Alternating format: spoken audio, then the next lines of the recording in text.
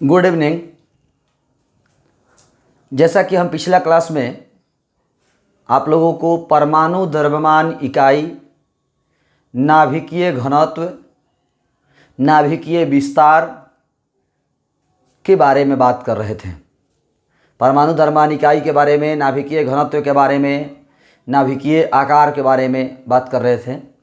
और आज हम लोग जो है पढ़ेंगे समस्थानिक, समभारिक, सम न्यूट्रॉनिक, द्रव्यमान क्षति, बंधन ऊर्जा और नाभिकीय बल के बारे में।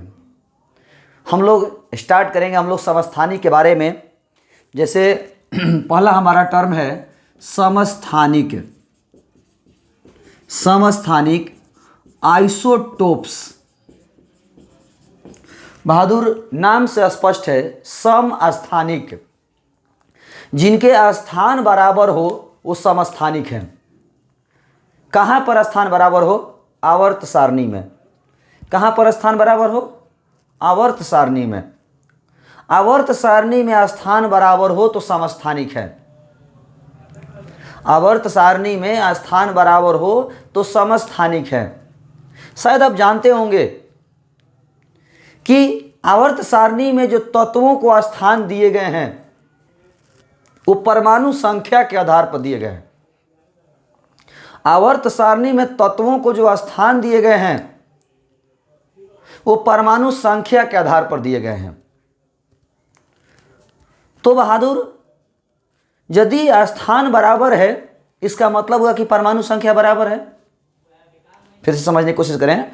समस्थानिक का मतलब जिनके स्थान बराबर हो। आवर्त सारणी में जिनके स्थान समान हो वो समस्थानिक हैं। आवर्त सारणी में जो स्थान दिए गए हैं वो परमाणु संख्या के आधार पर दिए गए हैं। आवर्त सारणी में जो स्थान दिए गए हैं वो परमाणु संख्या के आधार पर दिए गए हैं। और यदि आवर्त सारणी में स्थान बराबर है यानी परमाणु संख्या बराबर है।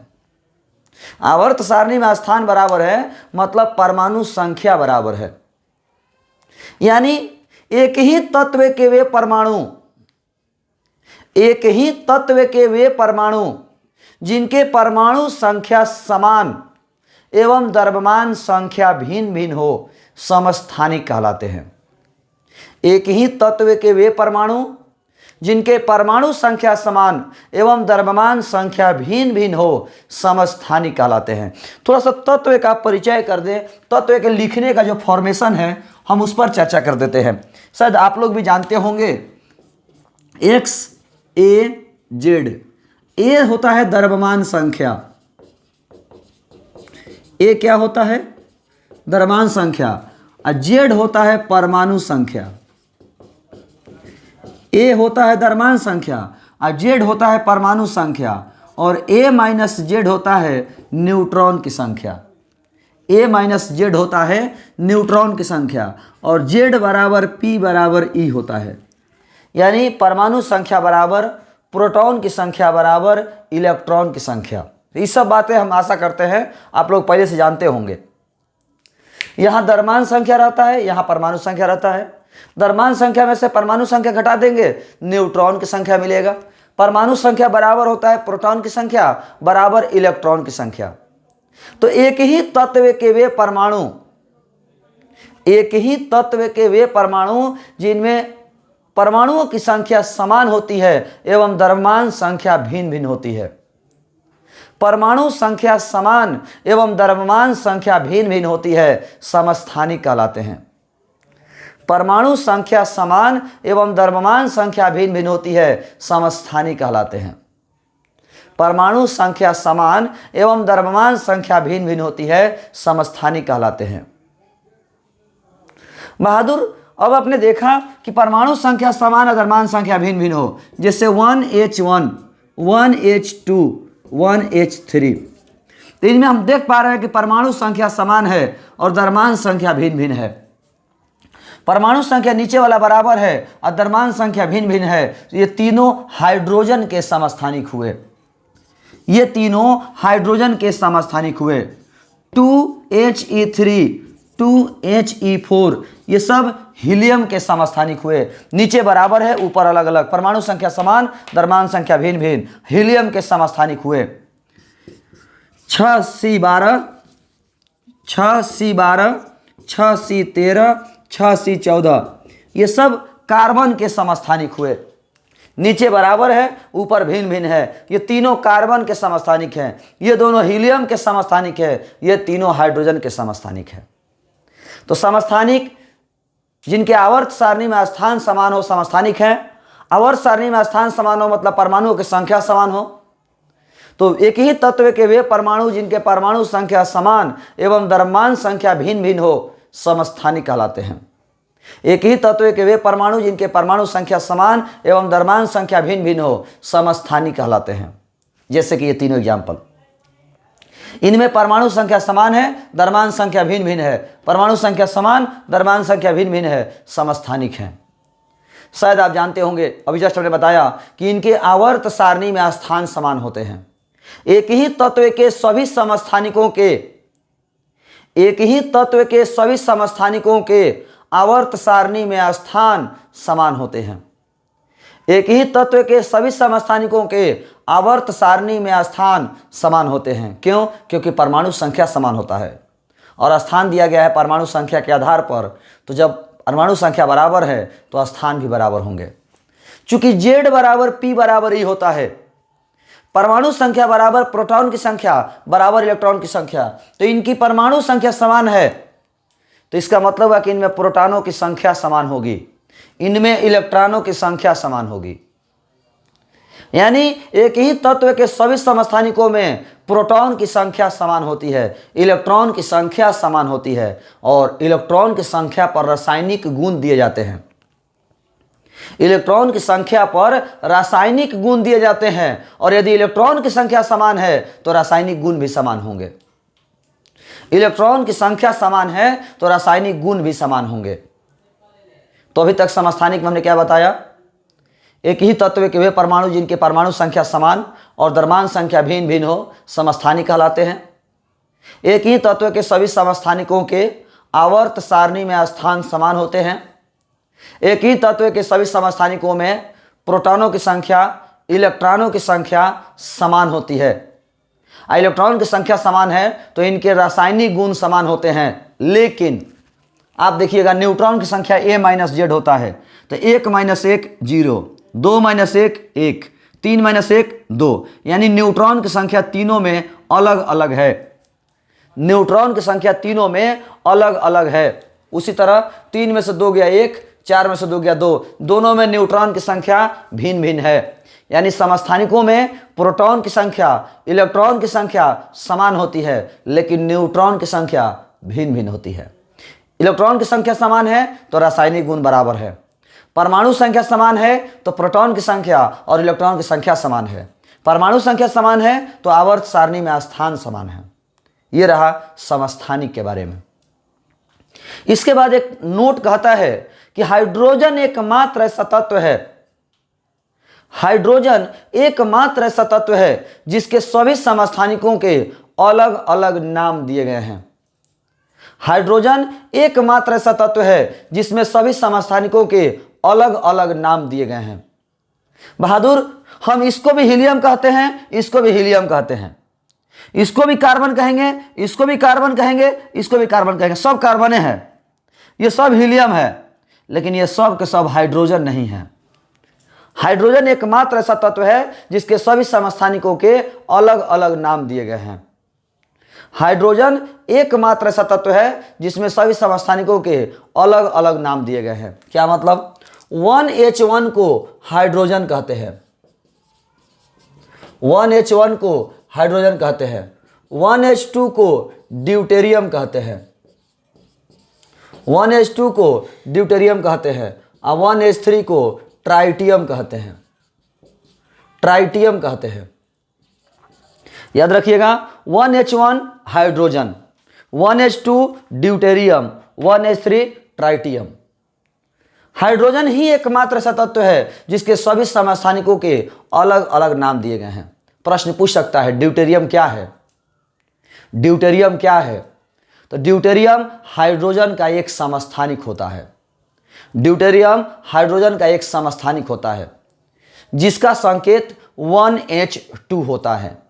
अर्थात ड्यूटेरियम में प्रोटॉन की संख्या 1, न्यूट्रॉन की संख्या 1, इलेक्ट्रॉन की संख्या 1 होती है। ड्यूटेरियम की परमाणु संख्या 1 और द्रव्यमान संख्या 2 होती है।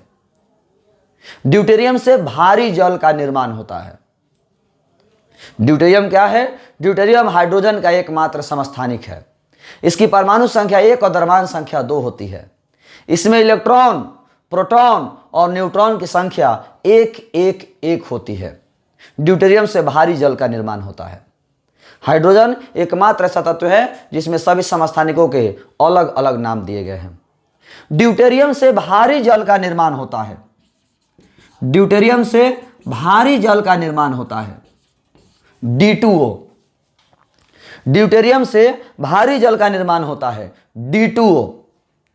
साधारण जल H2O, साधारण जल H2O और भारी जल D2O। ड्यूटेरियम, भारी जल में ड्यूटेरियम का इस्तेमाल होता है। साधारण जल का सूत्र H2O होता है और भारी जल का सूत्र ड्यूटेरियम होता है। एक मास्टर साहब स्टूडेंट से पूछे कि जल का अवयव बताओ, जल में कौन कौन चीज़ शामिल होता है। लड़का शुरू हो गया, sulphur, chlorine, fluorine, hydrogen, oxygen, nitrogen सब बोलना शुरू कर दिया। मास्टर साहब गुस्सा गए, कहते ये कौन सा जल का सूत्र होता है? ऐसा जल का तो कोई सूत्र नहीं होता है। लड़का बोला सर नाले के पानी का, नाले के पानी में सब शामिल है। तो चीज़ें हो जाती है सही में। जैसे आपने देखा हाइड्रोजन का और ऑक्सीजन का जो कॉम्बिनेशन है वो साधारण जल का निर्माण करता है, और ड्यूटेरियम और ऑक्सीजन के जो कॉम्बिनेशन है वो भारी जल का निर्माण करता है। ड्यूटेरियम और ऑक्सीजन का जो कॉम्बिनेशन है वो भारी जल का निर्माण करता है। इस प्रकार हमने आपको समस्थानिक के बारे में बताया। हाइड्रोजन एकमात्र ऐसा तत्व है जिसके सभी समस्थानिकों के अलग अलग नाम दिए गए हैं। 1H1 hydrogen, 1H2 deuterium. तो हम बात कर रहे थे कि 1H1 हाइड्रोजन है, 1H2 ड्यूटेरियम है और 1H3 ट्राइटियम है। और साधारण जल में D2O, भारी जल साधारण जल H2O और भारी जल D2O होता है। भारी जल में ड्यूटेरियम का इस्तेमाल होता है। अब हम बात करने वाले हैं समस्थानिक के उपयोग के बारे में। समस्थानिक का क्या उपयोग है? तो समस्थानिक का उपयोग कोई बड़ी बात नहीं है। कृषि विज्ञान में, औषधि विज्ञान में, उद्योग धंधा में, और हम बात कर रहे हैं तो कृषि विज्ञान, औषधि विज्ञान, उद्योग धंधा और नाभिकीय अनुसंधान में समस्थानिक का प्रयोग किया जाता है। नाभिकीय अनुसंधान में, कृषि विज्ञान में, उद्योग में और यदि औषधि विज्ञान में, इन सब चीज़ों में समस्थानिक का उपयोग होता है। कैसे होता है ये तो हम आपको नहीं कह पाएंगे। इसके बाद हम बात कर रहे हैं कार्बन डेटिंग।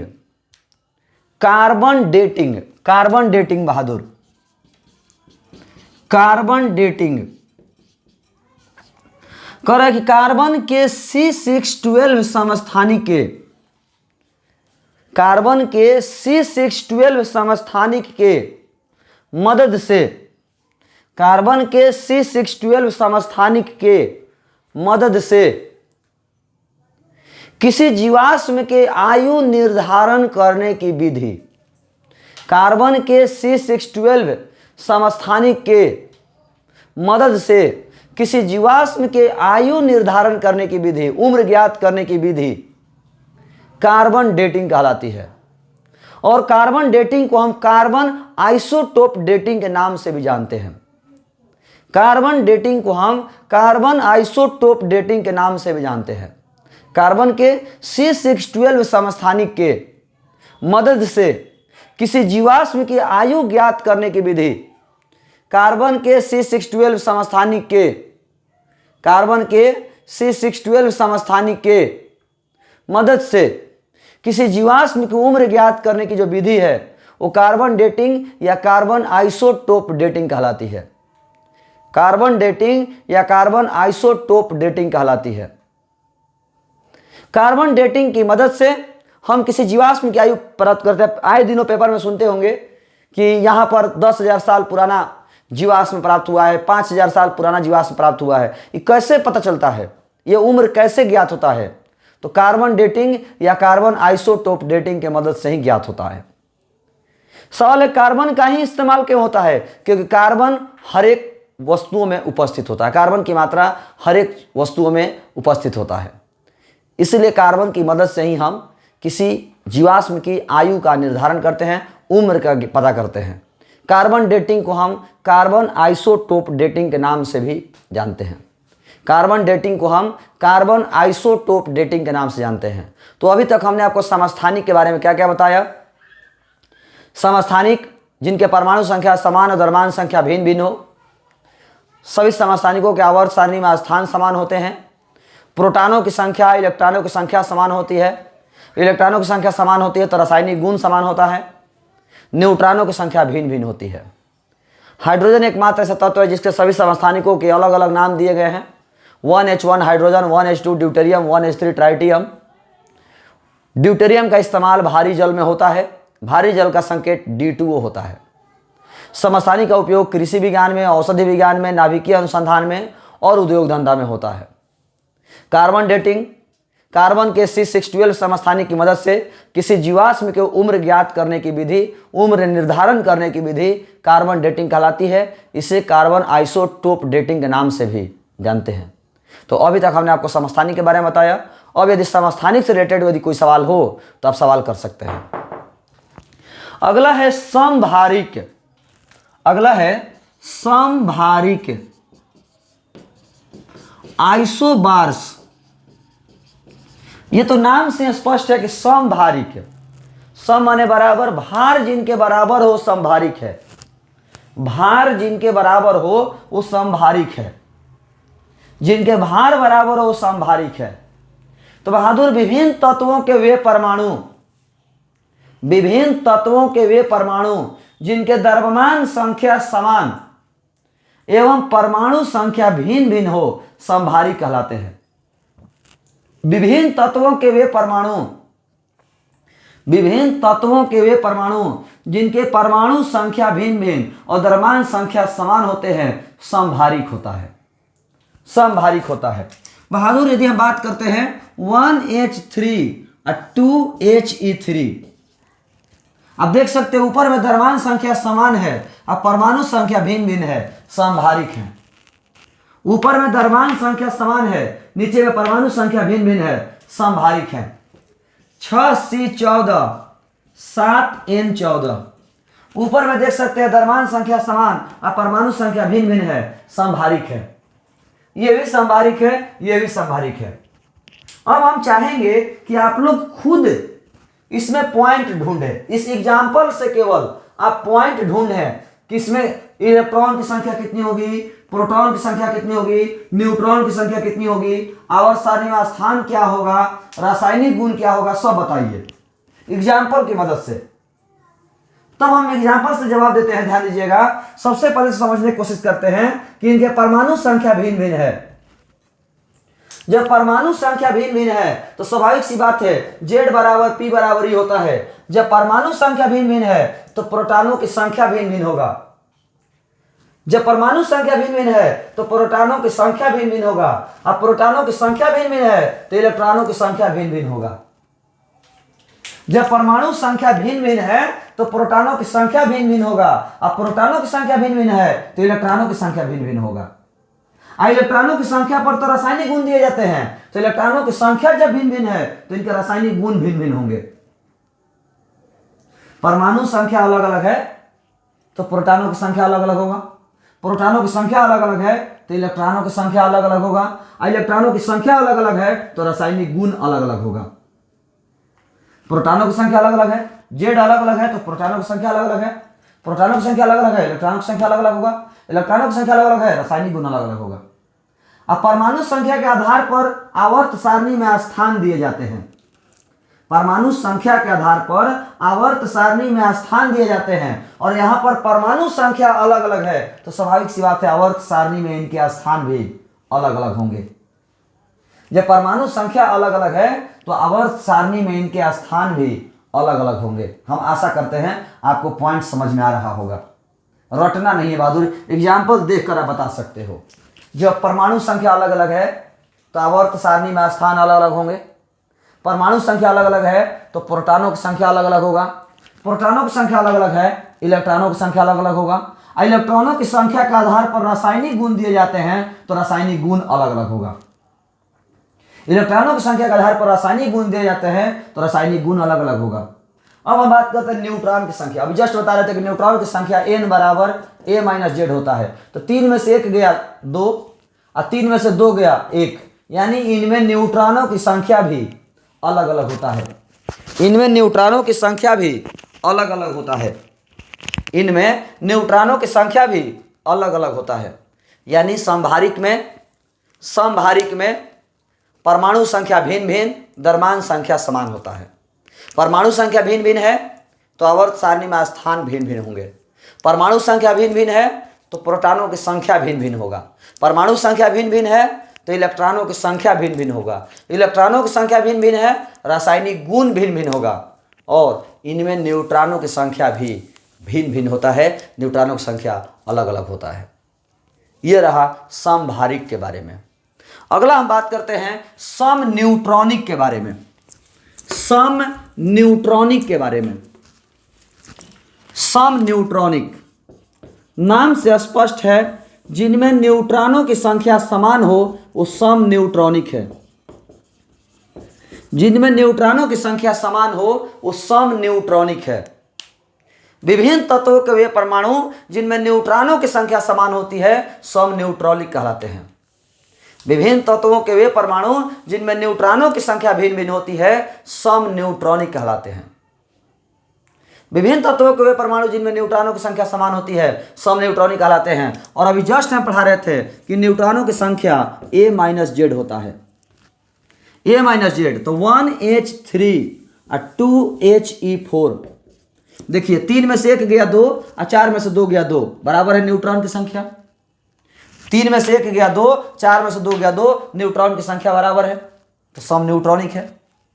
1h2 2he3, 2 में से 1 गया 1, 3 में से 2 गया 1, न्यूट्रॉन की संख्या समान है। 6c14 O816, 14 में से 6 गया 8, 16 में से 8 गया 8, 14 में से 6 गया 8, 16 में से 8 गया 8, समन्यूट्रॉनिक। जिनमें न्यूट्रॉनों की संख्या समान हो समन्यूट्रॉनिक है। जिनमें न्यूट्रॉनों की संख्या समान हो वो समन्यूट्रॉनिक है। अब हम बात करने वाले, थोड़ा समझने की कोशिश करिएगा कि अब यहां से पॉइंट कैसे निकालेंगे। आपने एग्जाम्पल देखा बहादुर, हम देख पा रहे हैं कि इन दोनों एग्जाम्पल में परमाणु संख्या भिन्न भिन्न है। इन दोनों एग्जाम्पल में परमाणु संख्या भिन्न भिन्न है। और जब परमाणु संख्या भिन्न भिन्न होगा, जब परमाणु संख्या भिन्न भिन्न होगा तो प्रोटॉनों की संख्या भिन्न भिन्न होगा। और जब प्रोटॉनों की संख्या भिन्न भिन्न होगा तो इलेक्ट्रॉनों की संख्या भिन्न भिन्न होगा। इलेक्ट्रॉनों की संख्या भिन्न भिन्न होगा तो रासायनिक गुण भिन्न भिन्न होगा। हम देख पा रहे हैं कि इनमें परमाणु संख्या भिन्न भिन्न है। परमाणु संख्या भिन्न भिन्न है तो प्रोटॉनों की संख्या भिन्न भिन्न है। प्रोटॉनों की संख्या भिन्न भिन्न है तो इलेक्ट्रॉनों की संख्या भिन्न भिन्न है। इलेक्ट्रॉनों की संख्या भिन्न भिन्न है तो रासायनिक गुण भिन्न भिन्न है। रासायनिक गुण भिन्न भिन्न है। बहादुर, परमाणु संख्या भिन्न भिन्न है तो आवर्त सारणी में स्थान भिन्न भिन्न होंगे। परमाणु संख्या भिन्न भिन्न है तो आवर्त सारणी में स्थान भिन्न भिन्न होंगे। यह हमारे समन्यूट्रॉनिक के बारे में हुआ। समन्यूट्रॉनिक में न्यूट्रॉनों की संख्या समान होती है, लेकिन प्रोटॉनों की संख्या, इलेक्ट्रॉनों की संख्या भिन्न भिन्न, समन्यूट्रॉनिक में न्यूट्रॉनों की संख्या समान होती है तो इसमें प्रोटॉनों की संख्या, परमाणु संख्या, इलेक्ट्रॉनों की संख्या सब भिन्न भिन्न होती है। इलेक्ट्रॉनों की संख्या भिन्न भिन्न होती है तो रासायनिक गुण भिन्न भिन्न होता है। चूंकि परमाणु संख्या भिन्न भिन्न है तो आवर्त सारणी में इनके स्थान भी भिन्न भिन्न होंगे, अलग अलग होंगे। इस तरह से हमने आपको समस्थानिक, समभारिक और समन्यूट्रॉनिक के बारे में बताया।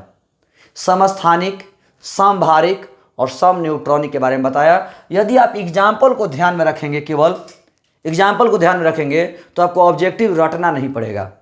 केवल एग्जाम्पल देख करके आप आसानी से बोल सकते हैं सभी के बारे में।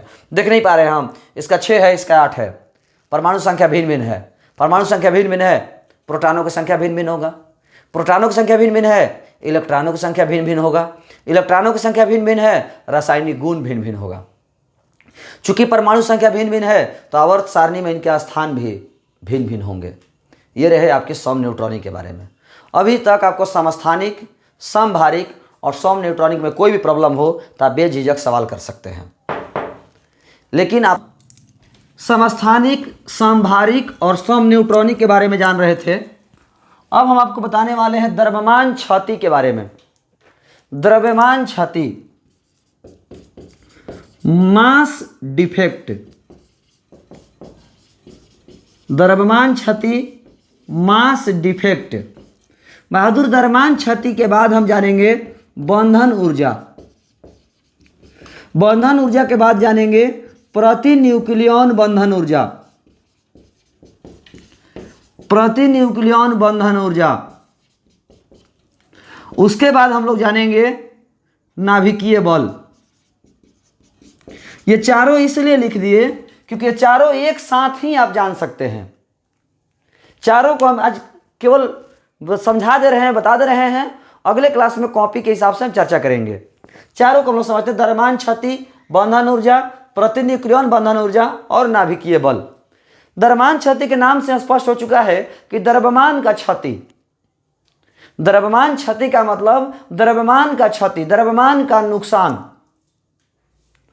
बहादुर, जैसे बात करें हम, मान लीजिए हम अपने घर में कोई पकवान बना रहे हैं। हम अपने घर में कोई पकवान बना रहे हैं और पकवान बनाने में हमने 2 केजी मैदा का इस्तेमाल किया, 1 केजी चीनी का, 1 केजी तेल का और आधा लीटर पानी का। फिर से एक बार, 2 केजी मैदा, 1 केजी चीनी, 1 केजी तेल और आधा लीटर पानी, आधा केजी पानी। टोटल हमने 4.5 केजी मटेरियल इस्तेमाल किया। उससे हमने पकवान बनाया। उससे हमने पकवान बनाया तो क्या हमारा पकवान 4.5 केजी ही रहेगा? क्या हमारा पकवान 4.5 केजी रहेगा? हमने 2 केजी मैदा इस्तेमाल किया, 1 केजी चीनी इस्तेमाल किया, 1 केजी तेल इस्तेमाल किया, आधा केजी पानी इस्तेमाल किया और उससे जो हमने पकवान बनाया, क्या वो पकवान 4.5 केजी रहेगा? तो नहीं रहेगा। पकवान का वजन 4.5 केजी से कम हो जाएगा। सवाल है क्यों कम हो जाएगा? क्यों कम हो जाएगा? क्योंकि जब पकाइएगा आप, जब इन सभी चीज़ों को मिला करके पकवान बनाइएगा, पकाइएगा तो कुछ मात्रा कम हो जाएगी। पकने में कुछ मात्रा कम हो जाएगी, कुछ द्रव्यमान कम हो जाएगा। वही द्रव्यमान क्षति है। यदि उसको पकाइएगा नहीं, केवल ऐसे ही तो तेल, पानी, चीनी, मैदा सब मिला दीजिए और उसका वजन कीजिएगा तो 4.5 केजी ही रहेगा। पकाइएगा मत, ऐसे ही केवल मिला दीजिए, उसका वजन कीजिएगा तो 4.5 केजी रहेगा। लेकिन जब पकाइएगा तो उसका वजन कम हो जाएगा, यानी मात्रा कम हो गई। क्यों कम हो गई? द्रव्यमान कम हो गया। क्यों कम हो गया? क्यों कम हो गया द्रव्यमान? इसलिए क्योंकि उसमें हमने पकाया तो कुछ जल गया, कुछ वाष्प में बन गया, कुछ जल गया। बहादुर, पकाने में कुछ कम हो गया। ठीक उसी तरह जब आप गेहूं पिसाने जाइएगा दुकान पर, मिल में 10 केजी गेहूं पिसाने ले जाइएगा और जब दुकानदार आपको गेहूं मिल वाला पीस के देगा तो आपको 8 केजी ही दिया। 2 केजी आटा कहाँ गया? तो 2 केजी आटा दुकानदार पिसाई ले लिया। मात्रा आपके 2 केजी कम हो गई। यदि नहीं गेहूं पिसवाइएगा तो 10 केजी का 10 केजी रहेगा, लेकिन जैसे ही आप पिसवाई कराए तो कुछ मात्रा कम हो गई, 8 केजी हुआ। या तो आप 2 केजी आटा कम देगा, या तो दुकानदार आपको 8 केजी आटा देगा, 2 केजी कम देगा, और नहीं तो पिसाई पैसा दीजिए उसको पिसाई आप पैसा दीजिए। यदि गेहूं से आटा में कन्वर्ट नहीं करवाते तो आपसे वो पैसा नहीं लेता या आटा नहीं निकालता। यानी गेहूं को पीसने में आपका कुछ खर्च हो गया, गेहूं को आटा में बदलने में कुछ खर्च हो गया। ठीक उसी तरह यदि हम बात कर रहे हैं किसी नाभिक के बनाने वाले 2 गो प्रोटॉन और 2 गो न्यूट्रॉन हैं, किसी नाभिक के बनाने वाले 2 गो प्रोटॉन हैं और 2 गो न्यूट्रॉन हैं, तो 2 गो प्रोटॉन और 2 गो न्यूट्रॉन को आप अलग अलग लेकर के वजन कर लीजिए, बाहरी बाहरी। 2 प्रोटॉन और 2 इलेक्ट्रॉन को बाहर बाहर लेकर वजन कर लीजिए, अलग अलग वजन कर लीजिए। इसका वजन मान लीजिए, मानने में कहता है 4 kg आया। 2 प्रोटॉन और 2 न्यूट्रॉन को अलग अलग हमने वजन किया तो कितना आया? 4 kg। लेकिन यही दोनों प्रोटॉन और दोनों न्यूट्रॉन को मिलाकर के जो नाभिक बना है, जिसमें दोनों प्रोटॉन और दोनों न्यूट्रॉन है, इस नाभिक का वजन कीजिएगा ना तो 3 kg आएगा। जब 2 प्रोटॉन और 2 न्यूट्रॉन को अलग अलग हमने वजन, अब एग्जाम्पल देते नहीं 4 kg, इन्हें 4 kg मत कहिए लोग, 4 kg सर जी बदल रहा है, एग्जाम्पल दे रहे हैं। 2 प्रोटॉन और 2 न्यूट्रॉन को हमने अलग अलग वजन किया तो 4 kg हुआ। लेकिन जब इन दोनों प्रोटॉन और दोनों न्यूट्रॉन को मिलाकर के जो नाभिक बना है, उस नाभिक का वजन किया, रेडीमेड नाभिक का वजन किया, रेडीमेड नाभिक का वजन किया तो 3 kg हुआ। 1 kg द्रव्यमान कम हो गया। अलग अलग था तो 4 kg, अब मिला दिए तो 3 kg। 1 kg द्रव्यमान कम हो गया, 1 kg द्रव्यमान हमारा घट गया। इसी को द्रव्यमान क्षति कहते हैं। यही हमारा द्रव्यमान क्षति है। सवाल है सर क्यों कम हो गया? सोचने वाली बात है ना, आखिर क्यों कम हो गया? वहां तो आपने सर बताया कि पकाने में कुछ खर्च हो गया, वहां आपने बताया कि पिसाई में कुछ खर्च हो गया, यहां सर क्यों कम हो गया? जब अलग अलग था तो 4 kg था, जब मिला दिए तो 3 kg, ऐसा 1 kg कहां गया? 1 kg क्यों खर्च हो गया? तब आपको सोचने वाली बात है बहादुर कि नाभिक में आपने 2 4 प्रोटॉन रखा है। नाभिक में आपने 2 4 प्रोटॉन रखा है। क्या 2 4 प्रोटॉन एक साथ रह सकते हैं? क्या प्रोटॉन सब एक साथ रह सकते हैं? नहीं बहादुर, सभी प्रोटॉन एक साथ नहीं रह सकते, क्योंकि सजातीय में विकर्षण होता है। सभी प्रोटॉन एक साथ नहीं रह सकते क्योंकि सजातीय में विकर्षण होता है। और आपने सभी प्रोटॉन को एक साथ रखा है तो वो अपने मन से रहेगा? कभी नहीं रहेगा। आपको एक गार्ड रखना पड़ेगा जबरदस्ती, जो उसको मार मार कर रखे, क्योंकि एक साथ प्रोटॉन रह ही नहीं सकता, क्योंकि सजातीय में विकर्षण होता है, वो एक साथ नहीं रह सकता। आपको यदि रखना है तो एक गार्ड रखिए जो जबरदस्ती उसको पकड़ कर रखेगा। सभी प्रोटॉन एक साथ रह ही नहीं सकते, और यदि आपको रखना है तो आपको मेहनत करना पड़ेगा, कोई गार्ड रखना पड़ेगा। और गार्ड रखेगा तो गार्ड फ्री में रहेगा? नहीं रहेगा, उसको कुछ खर्चा चाहिए। तो वही खर्चवा जर्ती में काट ले लग। जो दुकानदार गेहूं पीसा ना, तो पिसाई फ्री में थोड़े करेगा, उसको कुछ खर्चा चाहिए, तो उसी में से आटावा निकाल लिया। तो वही भी गार्डवा जो गार्ड प्रोटॉन के एक साथ रखा था, वो गार्ड क्या किया? तो अपना मेहनत नामा जो महीना का वेतन है वो उसी द्रव्यमान में से काट लिया। वो गार्ड में एक kg जो खर्च हो गया, वो गार्ड रखने के लिए खर्चा काट लिया, रखाई खर्चा। एक साथ प्रोटॉन को रखने के लिए जो खर्चा लगा ना, वो कम हो गया। हम आशा करते हैं आपको समझ में आ रहा होगा कि प्रोटॉन और न्यूट्रॉन जब अलग अलग है तो कोई बात नहीं, लेकिन जैसे उसको एक जगह जुटाइएगा तो सभी प्रोटॉन एक साथ रह ही नहीं सकते, और यदि रखिएगा तो आपको कुछ खर्चा करना पड़ेगा। तो वही कुछ खर्च हो गया, वही द्रव्यमान कम हो गया, जिसको हम द्रव्यमान क्षति कहते हैं।